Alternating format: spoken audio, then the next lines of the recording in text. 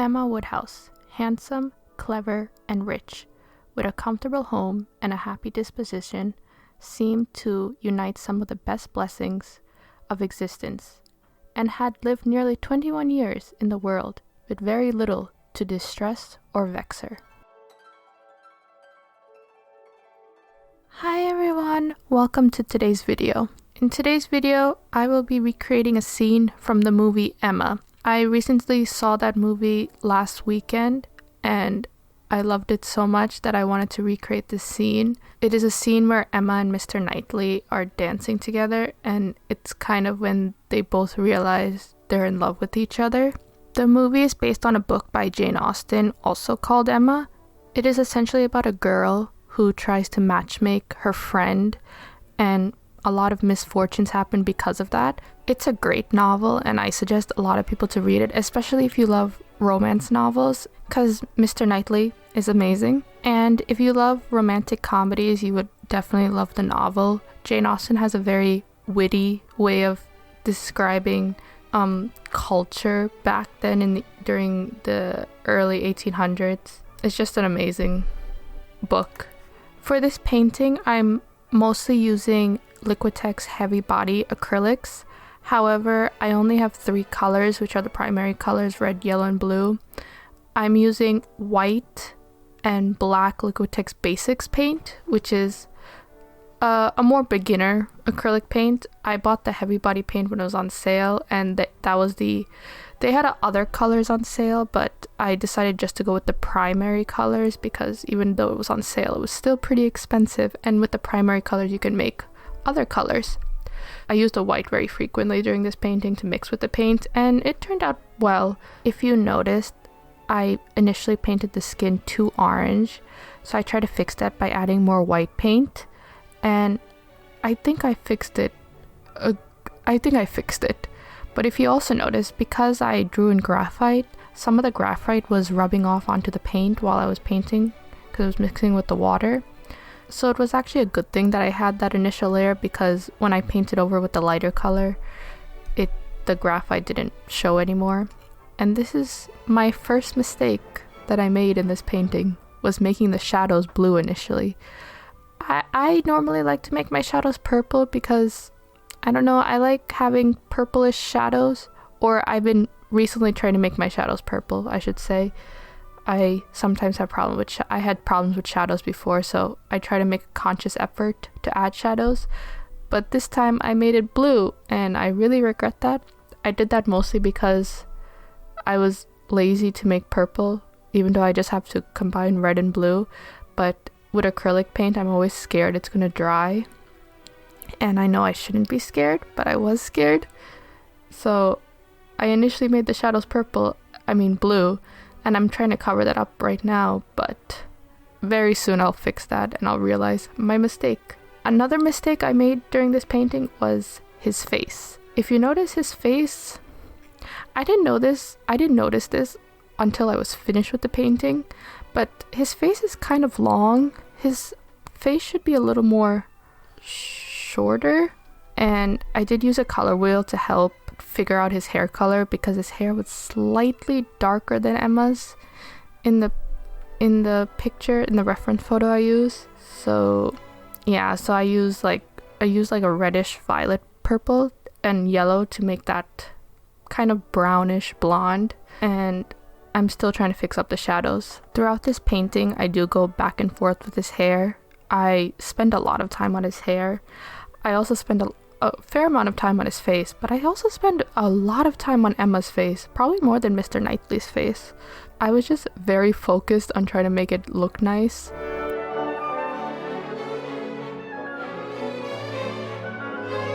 And here I am trying to fix the hair again, and this time I made a lighter color. It's just his hair, unlike Emma's hair, who was like pulled back and kind of neat, his hair was out and unruly, so I was having difficulty showing the curls and showing like the different texture, the different shadows that were present in his hair. Essentially, his hair gave me a lot of problems, but I think I got somewhat right at the end. This was also the first time I worked on a canvas board, and It was very nice. It was very different, especially drawing on it because it has like texture, but I quite liked it. I might do it again with acrylic pieces.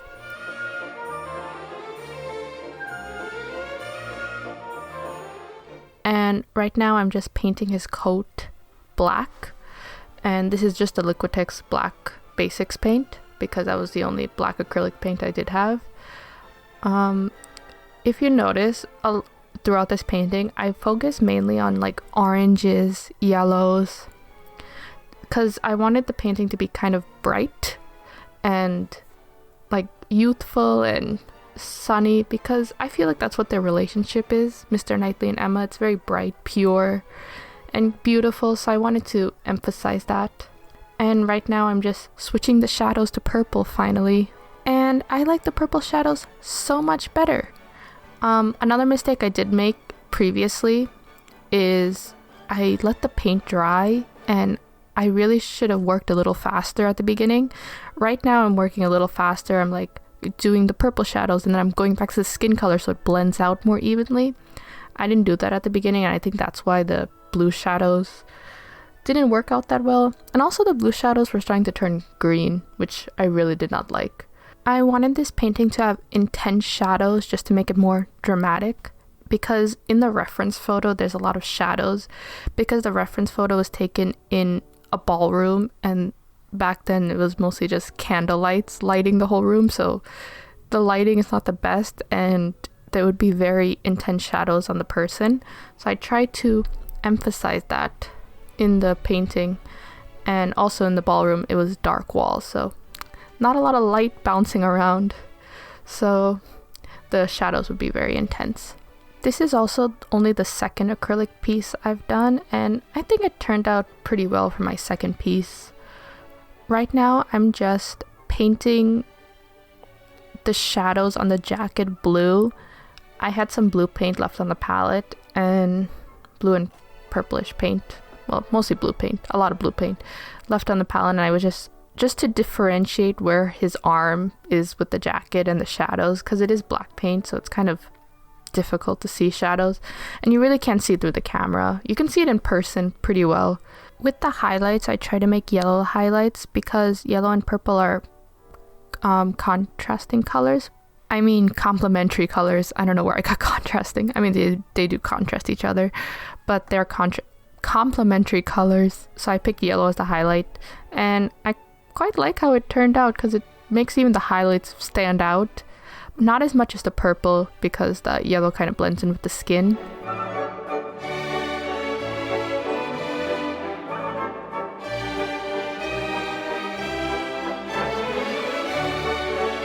And right now I'm just painting white paint on the dress. So the dress is kind of has a cream color to it. So I didn't want the graphite to mix with the color of the dress. I just put a white paint on top just to seal the graphite in. So when I do paint the dress, the actual color, the graphite doesn't smudge everywhere. Going back to the film, I just want to say my opinion. I actually quite like the film. It has been a while since I've read the book Emma and watched any of the other adaptations, including the 1996 version with Gwyneth Paltrow and the miniseries. So I'm not the best at comparing, and I usually like to give the benefit of the doubt for movies, and I feel like with Jane Austen, unless it is really bad, I generally do like the films. And I did quite like this film. I felt like it was very different from other adaptations. It definitely had like a modern take to it, but it still felt true to the book, at least the book I remember, with some differences. The dresses were amazing in the movie. It was very gaudy and kind of over the top, some of the dresses Emma was wearing. I was actually tempted to draw one of the dresses for this painting, but I really wanted to draw two people, and I wanted to draw the scene with Emma and Mr. Knightley, because I wanted to draw something romantic and cute, and I really wanted to draw Mr. Knightley and Emma because they were really cute in the movie. And the actress who played Harriet was so good. She was so convincing because Harriet's supposed to be kind of naive, kind of not independent, very dependent on Emma, and she played that so well. This movie made me want to reread the book and re-watch the other adaptations since it has been a while, but not to compare, just to enjoy another version of the story, because it's very interesting to see what the director and the writer take on the book, because they want to make it different, but they also want to make it, they still want to make it true to the book. So it's very interesting to see what they see in the book and how they portray that in a movie or TV series. Anya Taylor-Joy did a fantastic job at playing Emma. She was just so convincing as Emma, and I had never heard of her before this movie, and she was so good. She was such a good actress. She is such a good actress, I mean. And Johnny Flynn, who played Mr. Knightley, did such a good job at playing Mr. Knightley. I feel like Mr. Darcy and Mr. Knightley are the most known Jane Austen heroes just because most people feel like they're the most gentleman-like. Mr. Knightley is always gentleman-like. It's in his name, Mr. Knight. Like, he's like knightly. And he puts up with Emma, and despite all her flaws, he still loves her. Whereas Mr. Darcy, he is imperfect, but he changes for the better for Elizabeth in Pride and Prejudice.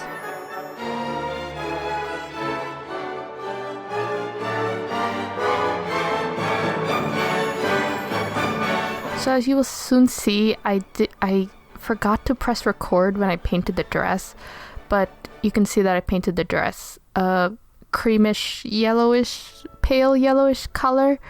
I was trying to get a cream color and it turned out yellow, and I kind of just went with it because I actually quite like the color. So I just thought, oh, it could just be like the light bouncing off the dress, the yellow lights, the candle lights bouncing off the dress, and it's making it like a yellowish. And because the dress is sheer, you can see layers below it.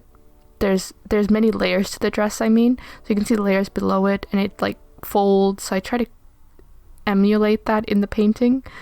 I don't know if I did a good job. I don't think I did a good job, but I did try to have different colors and to portray the folds and creases of the dress, and using white as highlights. While I was watching this movie, I just thought, I really want them to redo some other Jane Austen adaptations.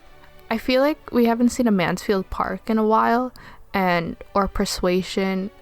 I remember there was a Sense and Sensibility a couple of years back, but I feel like it has been a while. But I think Mansfield Park and Persuasion we haven't seen, and Northanger Abbey. And I think it would be really cool to see a movie adaptation or a TV adaptation of it. I recently reread Pride and Prejudice, and I'm planning to do a painting inspired by the book, and it's going to be, I'm planning it to be a bigger painting so I can hang it on my wall if it turns out nice, that is. Pride and Prejudice is my favorite Jane Austen book. It is also my favorite book compared to all the books. It is my all-time favorite book, is what I meant to say. But I will talk more about that book when I make that painting. As you can see now, I'm just painting the background this orange color. Like I said before, I wanted this painting to be bright. I wanted to really emphasize the yellows, the oranges. So I wanted the background to be orange. I actually contemplated making the background pink or red, but I thought that would take away too much from the painting, and I think the orange suits the painting, and it also complements both Mr. Knightley and Emma because they have very yellowish tints to them. So I think the orange really really complements the painting. But I also wanted them to be surrounded by this white glow because their love is so pure and innocent. So a white glow around them would suit them. I'm also fixing up Mr. Knightley's nose because the crease or the bend that's normally in a nose disappeared while I was painting. So I just fixed it up with the white paint. I wanted the background to be a little darker orange, So with the Liquitex Basics red and yellow paint, I just painted over it because those paints are kind of transparent, so I could still see the red and the orange layer below it, but with a little darker tint to it. And now so begins my struggle with Mr. Knightley's hair. I spent quite a long time on this hair, as you will see in this video, and I spent more time on his hair than I do Emma's hair. It's actually very weird. I spent a lot of time on Emma's face, but I spent a lot of time on Mr. Knightley's hair. I like how the hair came out at the end. I feel like I could definitely do better, but just practice. I have to do with curly hair. That's all I have to do. I'm so used to doing straight hair just to make my life easier. I should do more curly hair just to practice.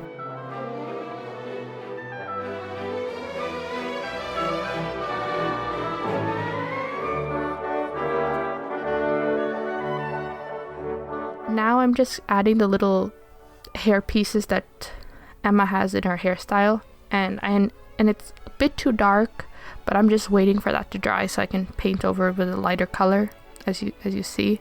With this painting, I tried to remember to be loose and free.